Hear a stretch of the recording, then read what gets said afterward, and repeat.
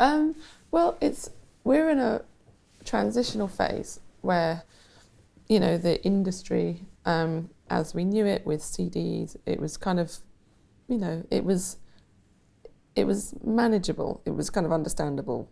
Things were bought in a place, and then you knew who was buying them, and then you could go to that place in the world and tour that place because you knew roughly how many sales of a CD you'd done, and vinyl and. But now it's like data, music everywhere. We don't know really who's listening to it all the time or not. We don't know who's sharing it. We don't know how old they are. Well, maybe we do.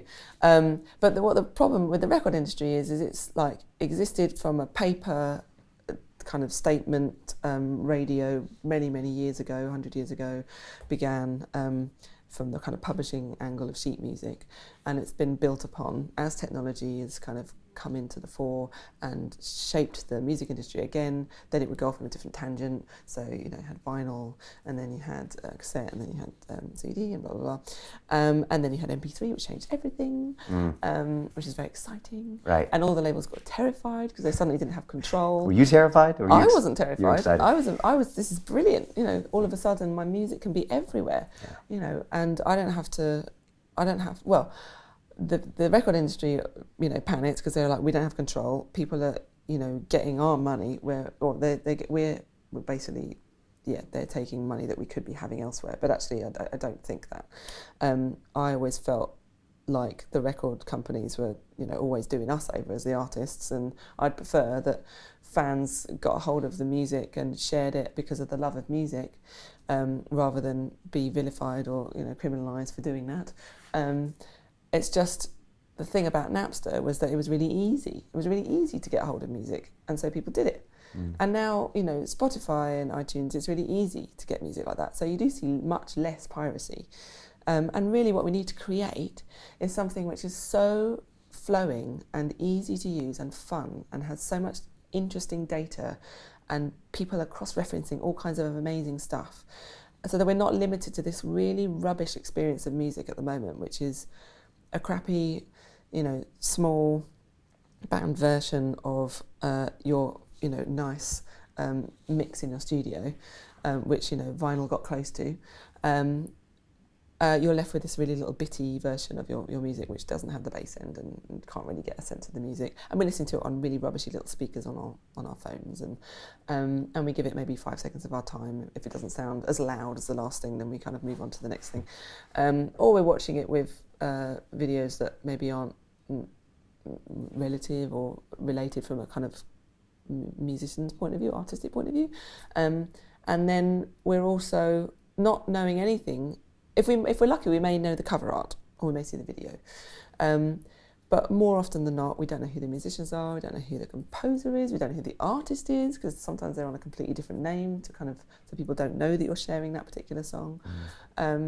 So the connection between the artist and the fan is so far away now, because often they don't make that connection to even a person anymore, because it's just this piece of audio that kind of goes into a playlist, and there's so much music and they haven't got time to find out about that person.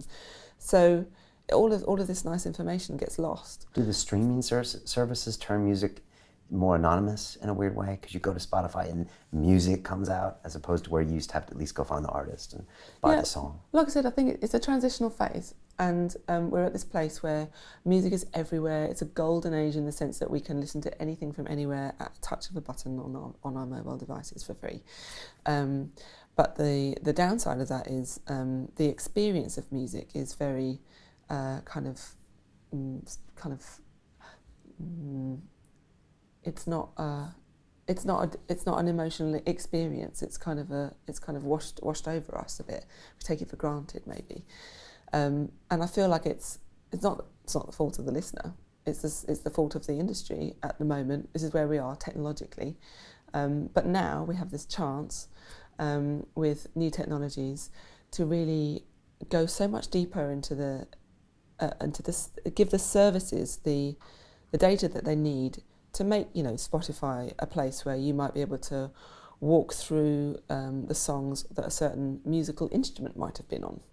not even just the musician, like a guitarist, but actually the guitar itself. You could follow the life of the guitar through different songs over the years, or you could follow the life of a song, all of its different incarnations, all its different covers, and then you could follow all of its all the remixes, all the derivative versions of that song if you wanted. But at the moment, there's no way to really search through that information, because all of the licensing and copyright information, all the musicians, they're not on a database, one database anywhere. And if they are on a database, they're closed because the company who owns that feels that as something that they can make money out of.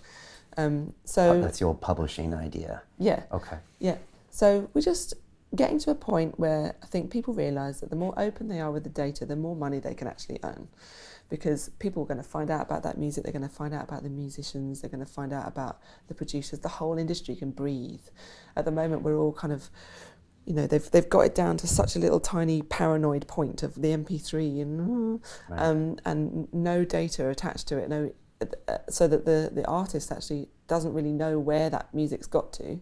So if I, for instance, wanted to see, I know, for instance, that there's a some DJ in Poland. I think he's in Krakow, and I've heard, this DJ has played your music again this week, and I'm like, I must remember to find out who that is. But then how do you find out? I mean, I suppose you could ask them, and they could try and find out from the radio, blah blah blah.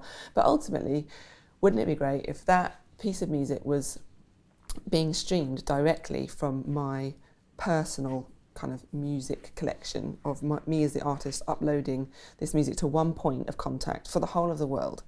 So the whole of the world knows that when they want to, look at A Tiny Human by Imogen Heap, they know where to go.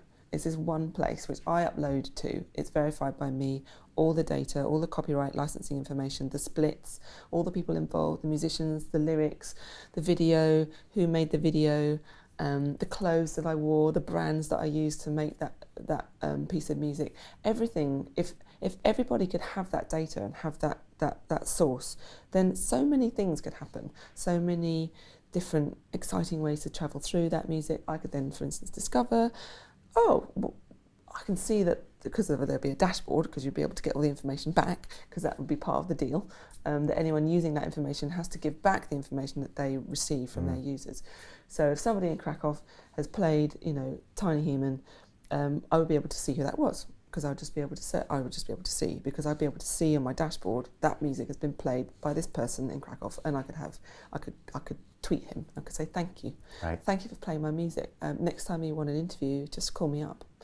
I can actually make those relationships, build them.